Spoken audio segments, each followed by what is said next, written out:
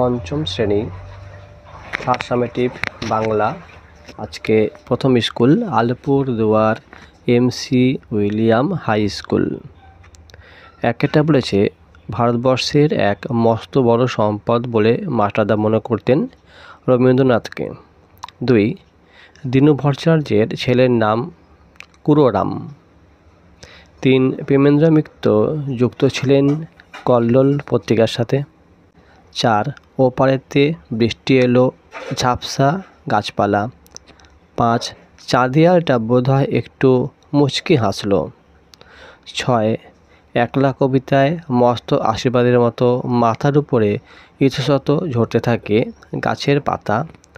7. প্রথম পুরুষের একটি উদাহরণ হলো ওর। 8. যেটি বহুবচনের উদাহরণ সেটি হলো কচি কচি। এরপর যেগুলো রয়েছে 2, 3, 4 এগুলো আমি টাইপ করেছি, চলো সেটা দেখিয়ে দিই। 2. শব্দার্থ লেখো। 1 নম্বর দৌরাত্রি মানে দুরন্তপনা। 2. অবস্থাপন্ন মানে বড়লোক। 3. অষ্টপ্রহর মানে দিনরাত। 4. অস্ত্রাগার মানে অস্ত্র রাখার জায়গা। 3 বিপরীত শব্দ হ্রাস বৃদ্ধি। ঈষৎ অধিক মানে ঈষৎ মানে কম, অধিক মানে বেশি। দীর্ঘ হ্রস্ব। 4 ঐক্য অনৈক্য। 4 দাগে বলেছে পূর্ণবাক্য উত্তর দাও। 1. ট্যাগ ঘড়ি কোথায় ডুবিয়ে রাখে? ট্যাগ ঘড়ি ঘিতে ডুবিয়ে রাখে। 2. শিয়ালকে ঠকাতে আখ চাষের সময় কুমির কি ফন্দি এঁটেছিল? কুমির শিয়ালকে বলেছিল আখ গাছের আগার দিক কুমিরের এবং গোড়ার দিক শিয়ালের। 4-3 করতে গেছি খেলা। কখন খেলতে গিয়েছিল? কতক দুপুরবেলা খেলতে গিয়েছিল। 4. সারা বনে শুলো। শুলো কি? সাধারণত শুলো বলতে গাছের শিকড় বা কাদা থেকে উঁচু হয়ে থাকা গাছের শিকড়কে বোঝায়, যা সুন্দরবনের মতো অঞ্চলে দেখা যায়। 5. আউশ ধান কখন উঠবে? আউশ ধান উঠবে আষাঢ় শ্রাবণ মাসে অর্থাৎ বর্ষাকালে। 6. ছোটদের প্রিয় চরিত্র ঘনাদা কার সৃষ্টি? ছোটদের প্রিয় চরিত্র ঘনাদা প্রেমেন্দ্র মিত্রের সৃষ্টি। 7. এদিক ওদিক টানতে থাকে আমায়। কবিকে কে টানে? কবিকে কাঠবিড়ালি এদিক ওদিক টানে। 8. রেস্তোরাঁর গায়ে নোটিশ ঝুলছে। কি নোটিশ ঝুলছে? নোটিশে লেখা আছে কালো চামড়ার লোক এবং কুকুরের প্রবেশ নিষেধ। এবার 5 কেউ করে না মানা। কাকে কোন বিষয়ে কেউ মানা করে না? অধিকাংশটি কবিগুরু রবীন্দ্রনাথ ঠাকুরের লেখা বৃষ্টি পড়ে টাপুর টুপুর কবিতা থেকে নেওয়া হয়েছে। এখানে আকাশের বুকে ভেসে বেড়ানো মেঘেদের কথা বলা হয়েছে। তারা আকাশের বুকে ভেসে বেড়ায়। তাদের এইভাবে যেখানে সেখানে ঘুরে বেরিয়ে খেলা করতে কোনো বাধা নেই। কেউ তাদের বকে না বা নিষেধ করে না। 5-2 লোকে বলে মন্ত্র জানা চাই। কিসের মন্ত্র? কে মন্ত্র জানে? মন্ত্রটি হলো মৌমাছিকে ভুল পথে চালিত করা। মন্ত্রটি জানে ধনাই। 5-3 মাস্টারদা কোন স্কুলের কোন বিষয়ের শিক্ষক ছিলেন? মাস্টারদা উমাতারা হাই স্কুলের গণিতের শিক্ষক ছিলেন। 6-1 পেটকাটা ও চাঁদিয়ালের কিভাবে দেখা হয়েছিল? তাদের বন্ধুত্বই বা কিভাবে গড়ে উঠল? পেটকাটা ও চাঁদিয়াল দুটি কাগজের ঘুড়ি। এরা আকাশে উড়ছিল। উড়তে উড়তে এদের দেখা হয়েছিল। এরা দুজনেই বুঝেছিল যে মানুষ এদের নিয়ে শুধুমাত্র খেলা করে। এদের প্রতি মানুষের কোনো অনুভূতি বা সমবেদনা নেই। এরা আকাশে উড়তে উড়তে নানান সুখ দুঃখের গল্প করতে থাকে। নিচে নদী মানুষজন সবই দেখে। প্রাণপণে দুজনেই একসঙ্গে বাঁচার চেষ্টা করে। এভাবেই তাদের বন্ধুত্ব গড়ে উঠল।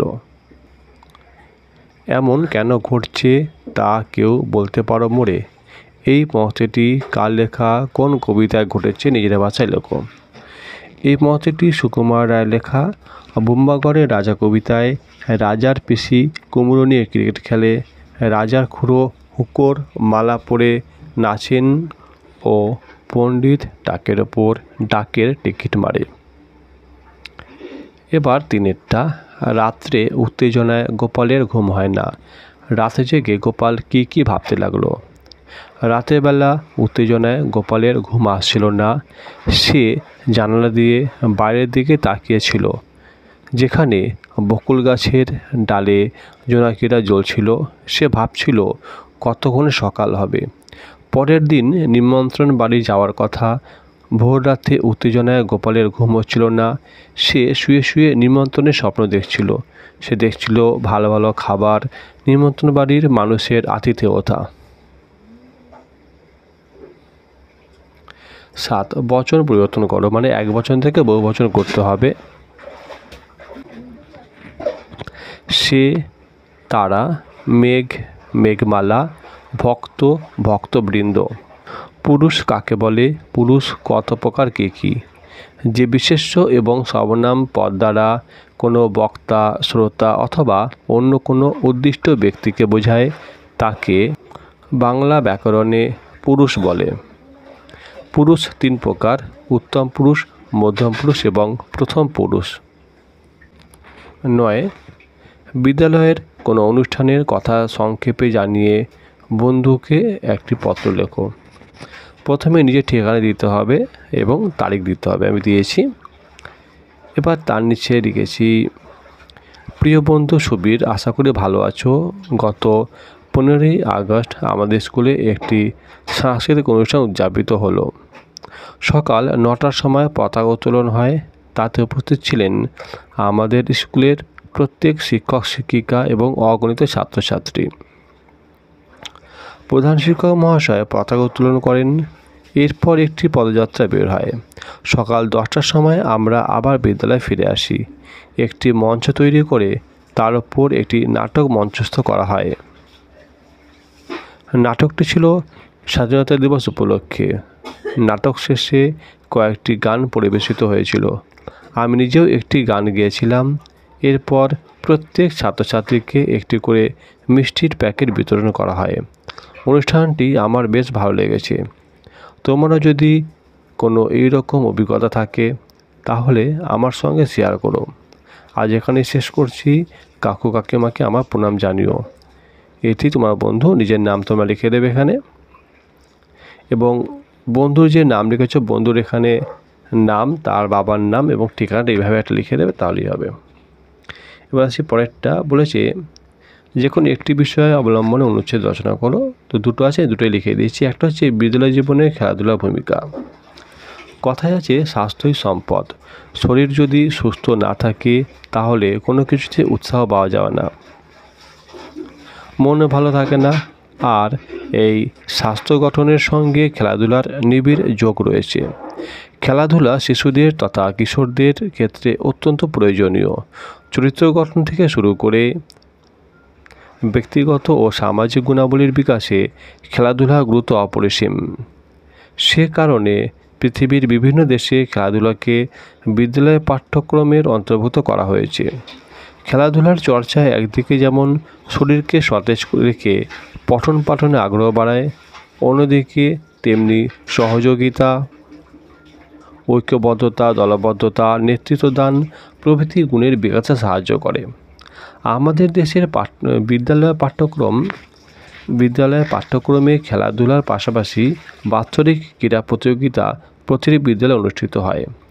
বিদ্যালয়ে যেসব খেলাধুলা চালু আছে সেগুলো হলো ফুটবল, ক্রিকেট, হাডুডু প্রভৃতি। ফুটবলেই আমার আগ্রহ সবচেয়ে বেশি। এছাড়া বার্ষিক ক্রীড়া প্রতিযোগিতায় বিভিন্ন বিষয়ে আমি অংশ নিই, পুরস্কারও পাই। পড়াশোনার মতো খেলাধুলাও আমার ভীষণ প্রিয়। পরে প্যারাগ্রাফ হচ্ছে জগদীশচন্দ্র বসু। জগদীশচন্দ্র বসু 1858 খ্রিস্টাব্দে 30 নভেম্বর বর্তমান বাংলাদেশের ময়মনসিংহে জন্মগ্রহণ করেন। তার বাবা ছিলেন ডেপুটি ম্যাজিস্ট্রেট ভগবানচন্দ্র বসু এবং মা বামাসুন্দরী দেবী। তিনি কেমব্রিজ বিশ্ববিদ্যালয় থেকে ডিএসসি ডিগ্রি লাভ করেন। দেশে ফিরে তিনি কলেজে অধ্যাপক হিসাবে যোগ দেন। ক্ষুদ্র বেতারতরঙ্গ নিয়ে কাজ করে তিনি সাফল্য লাভ করেন। বৈজ্ঞানিক পরীক্ষার দ্বারা জগদীশচন্দ্র প্রকাশ করেন যে গাছের প্রাণ আছে, তারা উদ্দীপনায় সাড়া দেয়। বিজ্ঞান ক্ষেত্রে অবদানের জন্য জগদীশচন্দ্র বসু 1916 খ্রিস্টাব্দে নাইটহুড উপাধি লাভ করেন। তিনি 1920 খ্রিস্টাব্দে রয়্যাল সোসাইটির ফেলো নির্বাচিত হন। বৈজ্ঞানিক গবেষণার জন্য তিনি বসু বিজ্ঞান মন্দির প্রতিষ্ঠা করেন। তার লেখা অব্যক্ত গ্রন্থটি বাংলা সাহিত্যের সম্পদ। তিনি ভারতকে বিজ্ঞান জগতে মর্যাদার আসন দান করেন। 1937 খ্রিস্টাব্দে এই মহান বিজ্ঞানীর জীবনাবসান ঘটে। এর পরের দিন আমি 2 নম্বরের স্কুলটা করে দেব।